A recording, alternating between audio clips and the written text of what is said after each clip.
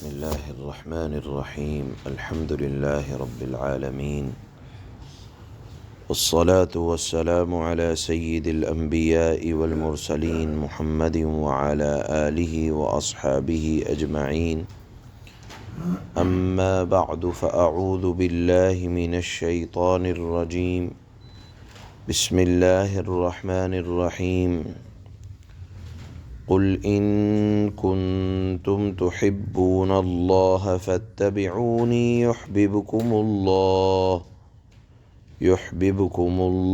ويغفر لكم ذنوبكم والله غفور رحيم قل أطيعوا الله والرسول فإن تولوا فإن الله لا يحب الكافرين صدق اللہ مولانا العلی العظیم۔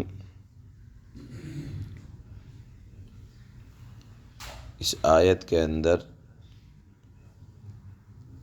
اللہ رب العزت والجلال نے خدا سے محبت کرنے کا معیار بتایا کہ اگر دنیا میں کسی کو اپنے مالک حقیقی یعنی اللہ کی ذات سے محبت ہے اور کوئی یہ دم بھرتا ہے کہ مجھے اللہ سے محبت ہے، تو اس کی کسوٹی یا ناپنے کا پیمانہ کہ کتنی اللہ سے محبت ہے، اس کو جانچنے کا طریقہ یہ بتایا کہ وہ یہ دیکھو کہ اللہ کے نبی صلی اللہ علیہ وسلم سے کی کتنی اطاعت کرتا ہے۔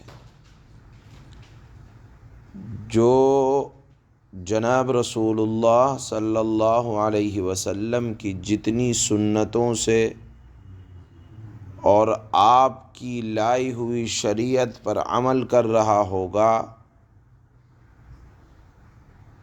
کامل اگر اتباع ہے تو سمجھ لیں کہ اللہ سے کامل محبت ہے، اور اگر سنتوں سے محبت نہیں ہے، اللہ کے نبی کے طریقے سے محبت نہیں ہے، تو اللہ سے محبت نہیں ہے۔ جو شخص جناب رسول اللہ صلی اللہ علیہ وسلم کی لائی ہوئی شریعت کو اپنی زندگی کا مقصد بناتا ہے، سمجھنا چاہیے کہ وہ اپنے دعوے میں اتنا سچا اور اتنا مضبوط ہے، اور جس کا طریقہ جناب رسول اللہ صلی اللہ علیہ وسلم کے طریقے سے ہٹا ہوا ہے، وہ لاکھ دعوے کرے کہ مجھے اپنے مالک حقیقی سے محبت ہے، وہ در حقیقت محبت نہیں ہے، زبانی دعویٰ اور زمانی جمع خرچ ہے۔ اس لیے اللہ نے فرمایا کہ اگر تم اللہ سے محبت کرتے ہو، اے نبی آپ اعلان کریں ان کنتم تحبون اللہ، اگر تمہارا دعویٰ یہ ہے کہ تمہیں اللہ سے محبت ہے تو آپ اعلان کریں اے نبی فاتبعونی، میری بات میری اتباع کرو۔ تمہارے گھریلو مسائل ہوں، یہ دیکھو شریعت کتنی ہے، تمہارے اجتماعی مسائل ہوں، یہ دیکھو جناب رسول اللہ صلی اللہ علیہ وسلم کا بتایا ہوا طریقہ کتنا ہے، آپسی معاملات ہو، پڑوسیوں کے حقوق ہوں، غیر مسلموں کے ساتھ رابطہ ہو، تجارتی معاملات ہوں، یہ دیکھو اس کے اندر جناب رسول اللہ صلی اللہ علیہ وسلم کا طریقہ کتنا میل کھاتا ہے۔ جتنا میل کھاتا ہے سمجھ لو اتنی ہی تمہیں اللہ سے محبت ہے۔ اور یاد رکھو جو اللہ سے محبت کا دعوے دار ہے تو ایسا نہیں ہے کہ محبت یک طرفہ ہوتی ہے، اللہ بھی تم سے محبت کرنے لگتا ہے۔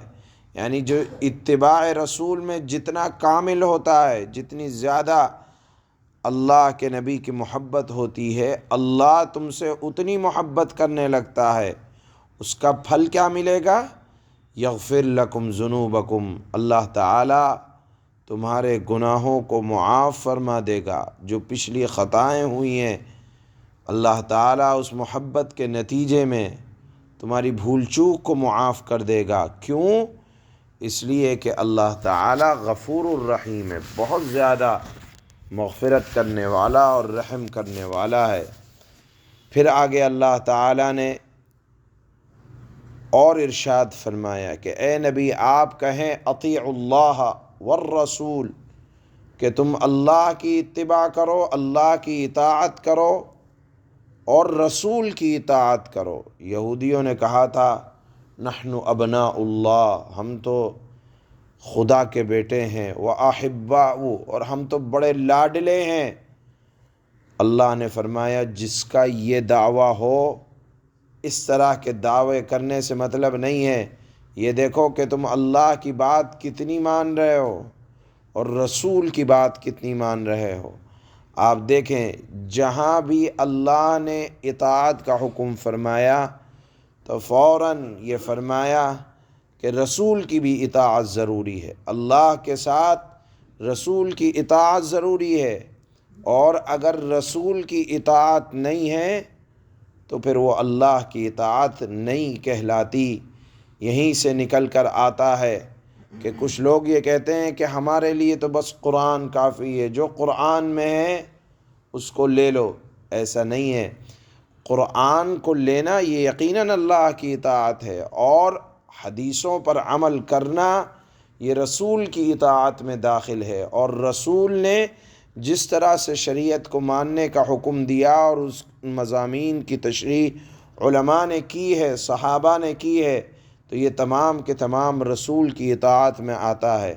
بہرحال اللہ نے فرمایا کہ اللہ کی اطاعت کے ساتھ ساتھ رسول کی اطاعت ضروری ہے، اور پھر فرمایا کہ فَإِن تَوَلَّوْا، اگر کوئی ذرا بھی انکار کرے، اعراض کرے، حدیث کو نہ مانے، فَإِنَّ اللَّهَ لَا يُحِبُّ الْكَافِرِينَ، اللہ تعالیٰ ایسے کافروں سے محبت رکھنے والے نہیں ہیں۔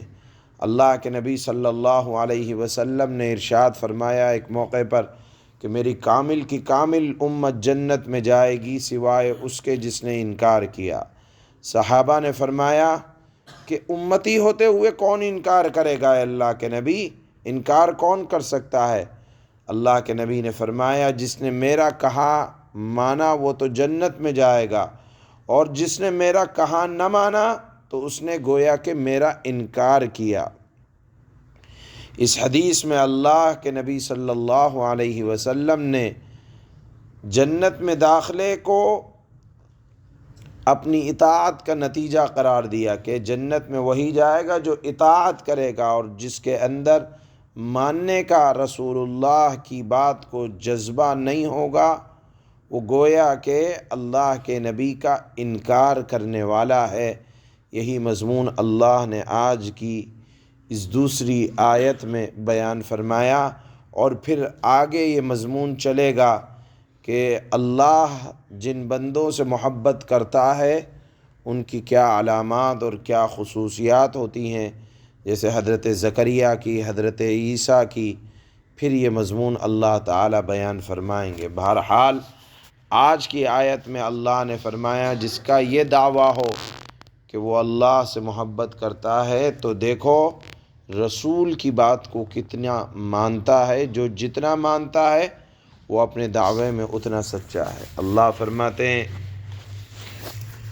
قُلْ إِن كُنتُمْ تُحِبُّونَ اللَّهَ فَاتَّبِعُونِي يُحْبِبْكُمُ اللَّهُ وَيَغْفِرْ لَكُمْ ذُنُوبَكُمْ وَاللَّهُ غَفُورٌ رَحِيمٌ۔